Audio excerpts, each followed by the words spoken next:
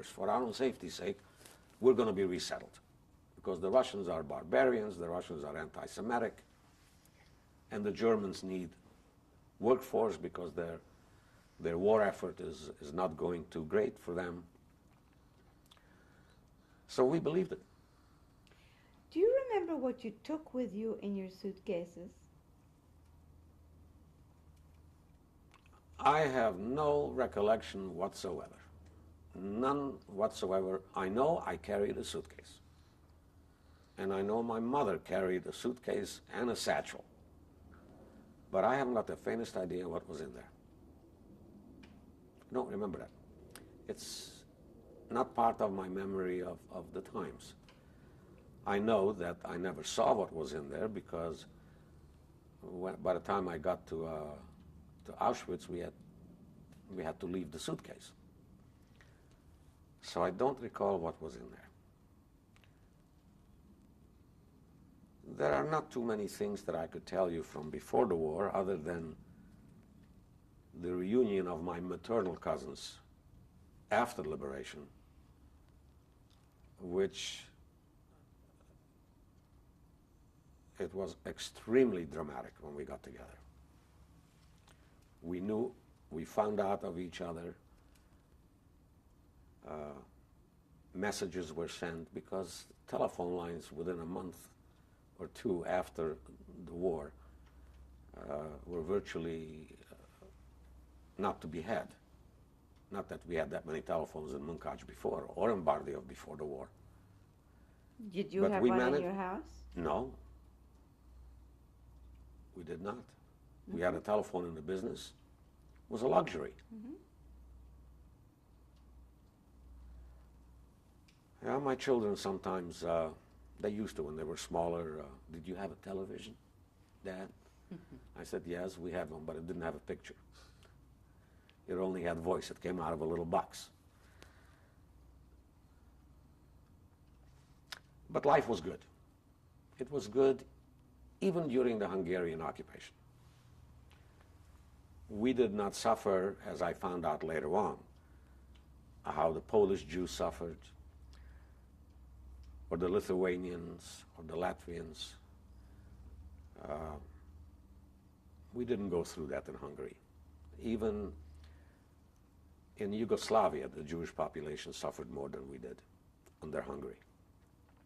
Not that I'm a lover of the Hungarians. They're anti-Semitic, always have been, historically. And I visited over there 5 years ago, 4.5 years ago, and I felt it again. But still, life in Munkac was good. Perhaps because almost 50% of the population, as I said before, was Jewish. I grew up in a modern Orthodox home, but I personally became less and less observant. I feel very Jewish today. And so do my 3 children, whose children attend Jewish day schools, conservative Jewish day schools. So as I look back to my background, I'm not sorry that I grew up modern Orthodox, because it left me with the feelings and with the education. In addition to having lost, as I said, 14 out of 21 maternal cousins, and on my paternal side, only 2 of us survived. Unfortunately, I've also lost a lot of friends, school chums. And occasionally, when I get together with my friends from Munkac, one of them lives here in the city that I see weekly, every week. And we don't dwell on the past, but when we do occasionally talk about the time before concentration camp, we'll mention once in a while, do you remember him, or do you remember her? if we happen to be doing something that reminds us. And that's kind of painful. Did you see all these people in the factory, in the brick factory? Oops. Very sad. The camera's off? No. Let's roll. Sorry about that. Please continue. Excuse me while I light up. It had just buried itself into the show. Ask me the question again, please. Were these friends of yours all in the brick factory when you were herded into it? Yes, but I can only recall seeing maybe 4 or 5. By the time we got to the brick factory, it was helter-skelter. It was a roof with roof supports, but no walls. And our seats were bricks. We sat on bricks. There was a bench or two. If you herd that many people into a yard that is probably no bigger than maybe 3 or 4 acres of property, maybe 5 at the most, it is helter-skelter, scrambling for a seat, scrambling for a place to lie down. I don't recall. I know of 2 of my friends for sure that I saw. So was all the Jewish population of Munkach sent to the brick factory all at once? There were 2 brick factories that they were sent to. And the reason for the brick factory being sent to the brick factory, was it because it was so close to the railroad station? Why was it the brick factory that was the point of? Because the railroad station was at the edge of town. And the brick factory was on the other side of the train station by about almost a kilometer, a little over a half a mile. And the main reason was because it was a fenced-in area with enough space to keep these people in a crowded condition. Because this side of the brick factory, it was a town, a city, with only streets and houses, single-story, 2- and 3-story. The tallest building in Munkach, by the way, was only 3 stories high. What do you remember about the time in the brick factory? What did you eat? What did you do? We did nothing. We tended to our personal needs. The food was rather poor. It was watery soup, not much different than in the labor camps later on. But as I recall, we had enough food that we brought with ourselves from the ghetto to last us those 2 or 3 days that we spent in the brick factory. Other people spent longer times. As I said before, my family and I went in the first transport. I don't know if there were, out of this brick factory, I don't know if there were 3 or 4 transports after us. But you see, we believed that we were being resettled. So naturally, we went on the first transport. You had a choice? I don't know if we had a choice. It just so happens that we went on the first transport.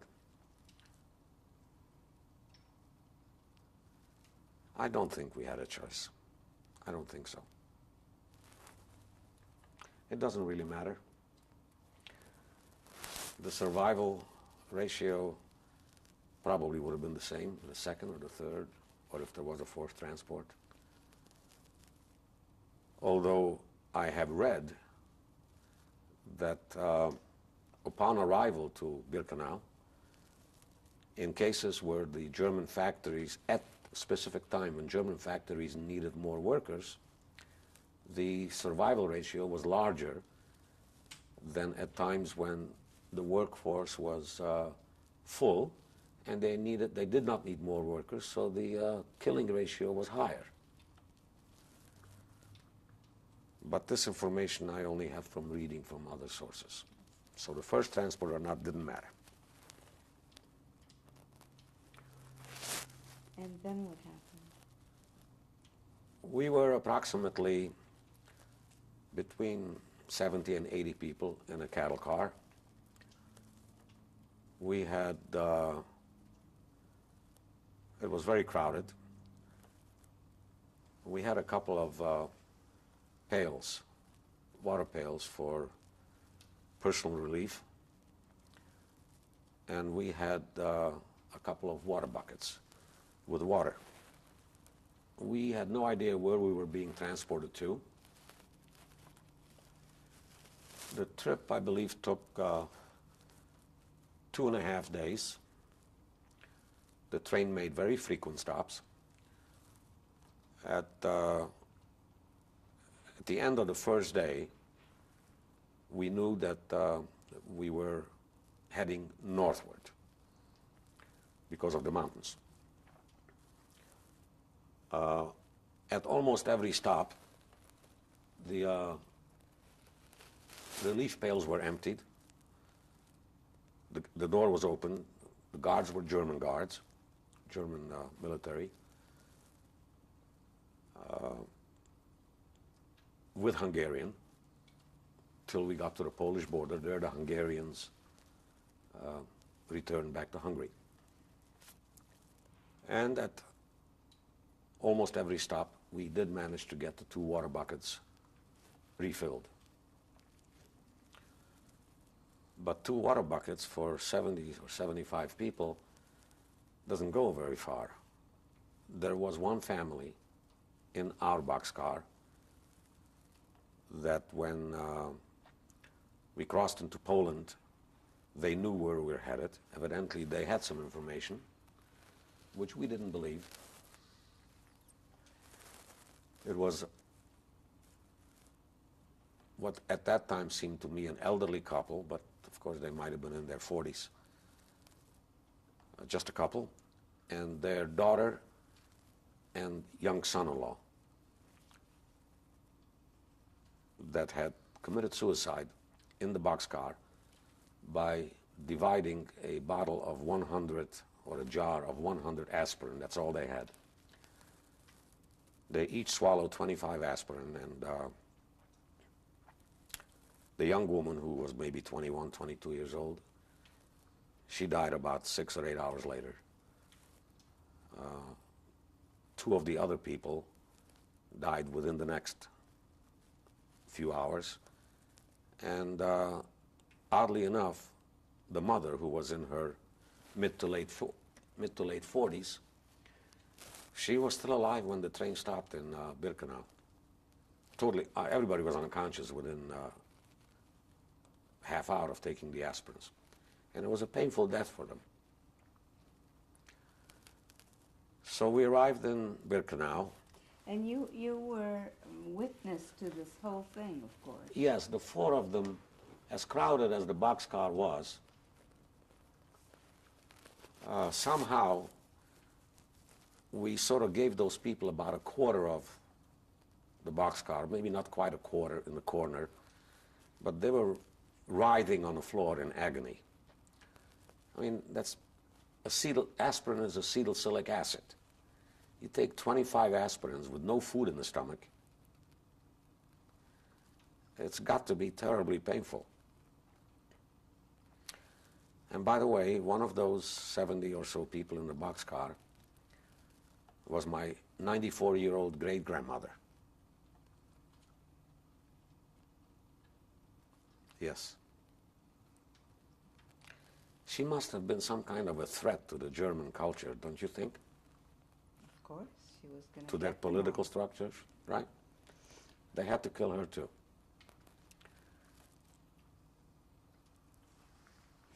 How did people react to this? They just gave them the room? They just gave them the room in the boxcar to pass away, to die by themselves. Nobody tried to do anything. Can I take a little break now and have a swallow of water? I'm a little bit dry.